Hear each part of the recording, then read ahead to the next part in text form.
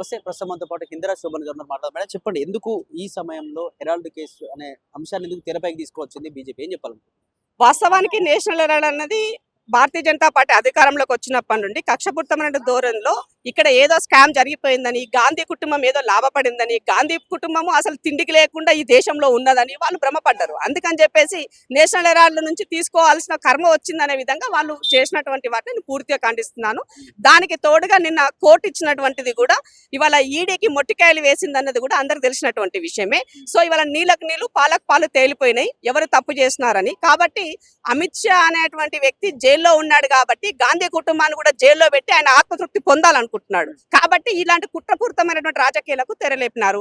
National Herald అనేటువంటి పత్రిక స్వతంత్ర ఉద్యమంలో దాని పాత్ర అది పోషించింది. ఆ పేపర్ ఎవరు తెచ్చినారు, ఎవరు పెట్టినారు? సో అసలు లేకుండా మీరు మా మీద ఆరోపణలు చేసి ఇవాళ ఇక్కడ ఏదో జరిగిపోతుందనే విధంగా మాట్లాడితే దీన్ని ఎవరు కూడా ఆక్షేపించారు. నేషనల్ హెరాల్డ్ అనేది పెద్ద కేసు, పెద్ద స్కామ్. ఇందులో సోనియా గాంధీకి, రాహుల్ గాంధీ కూడా వాటాలు పోయినట్టుగా ఆధారాలు ఉన్నాయని బీజేపీ మాట్లాడుతుంది. ఆధారాలు ఉంటే మరి ఈడీ ఎందుకు చూపించలేకపోయింది? ED means what? అదే కదా, మనీ ఎక్కడో డైవర్ట్ అయిందని మీరు చెప్పినారు. ఈడీ చేసిన ఎంక్వైరీలో మరి ప్రూవ్ చేసి ఉండాలి కదా కోర్టు ముందు. కోర్టు తీసి మూతి మీద 4 గుర్తింది కదా, మరి ఏమర్థమైంది? ఇప్పుడు ఏం తెలిసింది మీకు అని అడుగుతున్నాం మేము. కాబట్టి కాంగ్రెస్ లో పార్టీని మీరు ఎంత ఇబ్బంది పెట్టాలనుకున్నా కూడా భయపడేటువంటి నేచర్ కాదు. నెహ్రూ ఆనాడు 12 సంవత్సరాలు జైల్లో ఉన్నాడు. స్వతంత్ర పోరాటం కోసం ప్రాణాలు అర్పించినారు. ఈ దేశం కోసం ప్రాణాలు అర్పించిన కుటుంబాలు వీటి కోసం భయపడతారని అనుకుంటే అది మీ యొక్క ఏమంటారు అవివేకం అనుకోవాలి. నీకు సోయుండి, బుద్ధుండి, తెలివి ఉంటే ఈ దేశం ఆర్థిక వ్యవస్థ ఏమవుతుందో దానిపైన నీ సోయి పెట్టని అడుగుతున్నాను నేను. ప్రజలు నీకు పవర్ ఇచ్చింది ఎందుకు? ప్రజల యొక్క సంక్షేమం మరింత మెరుగుపరుస్తారని చెప్పేసి. ఇవాళ డాలర్ విలువ దాదాపు 100 రూపాయలకు చేరువవ్వబోతున్నది. సిగ్గు అనిపిస్తలేదా మీకు అని అడుగుతున్నాము. ఈ 12 సంవత్సరాలు మీరు అధికారంలో వచ్చిన 2014 నుంచి ఇప్పటి వరకు 40 రూపాయలు డాలర్ పెరిగింది. రూపాయి క్షీణిస్తుంది. తులం బంగారం 1,50,000 అయ్యింది. పేదవాడు పెళ్లి చేసుకునే పరిస్థితి లేదు. చెక్క పుస్తలు కట్టుకొని పెళ్లికి పోయే పరిస్థితి ఈ దేశాన్ని తీసుకొచ్చినారు. అది ఆలోచించండి. పెట్రోల్ డీజిల్ ధరలు అనేది దేశమంతా తక్కువ ఉన్నది. మరి ఈ రాష్ట్రంలో ఈ దేశంలో ఎందుకు ఇంకా ఆ సబ్సిడీ ఎందుకు వస్తలేదు? దీన్ని ఎవరు తింటున్నారు? ఇవాళ నిత్యావసర వస్తు ధరలు ఎందుకు పెరుగుతున్నాయి? మీకు సోయి ఉంటే, చిత్తశుద్ధి ఉంటే వీటిపైన మీరు పెట్టండి. వీటి ద్వారా ఇవాళ మన్రేగా స్కీమ్ అనేది మహాత్మా గాంధీ పేరు మీద వస్తే, మహాత్మా గాంధీ ఎవరండి? ఈ దేశానికి జాతిపిత. ఇవాళ దేశ ప్రజలు ఎలా ఉండాలి అని అంటే ఒక గాంధీ లాగా ఉండాలని కోరుకుంటున్నారు. మరి అలాంటి సింబాలిక్ గా ఉన్నటువంటి వ్యక్తి పేరు తీసేసి ఒక ఆకలి చావులు ఉండకూడదు, పేద కుటుంబాలు బతకాలి అని చెప్పేసి గ్రామీణ ఆర్థిక వ్యవస్థ పరిపుష్టి కావాలంటే వాళ్ళకు ఉద్యోగ అవకాశాలు కల్పించాలి, ఉపాధి కల్పించాలని చెప్పేసి కాంగ్రెస్ పార్టీ అనుకొని మన్రేగా పేరు నెహ్రూ గాంధీ గారి పేరు మీద తీసుకొస్తే, ఆ పేరు తీసేసి జీ రామ్జీ అనే నువ్వు ఇలా తీసుకొస్తే, జీ రామ్జీ అంటే ఏంది అర్థం అని అడుగుతున్నాం మేము.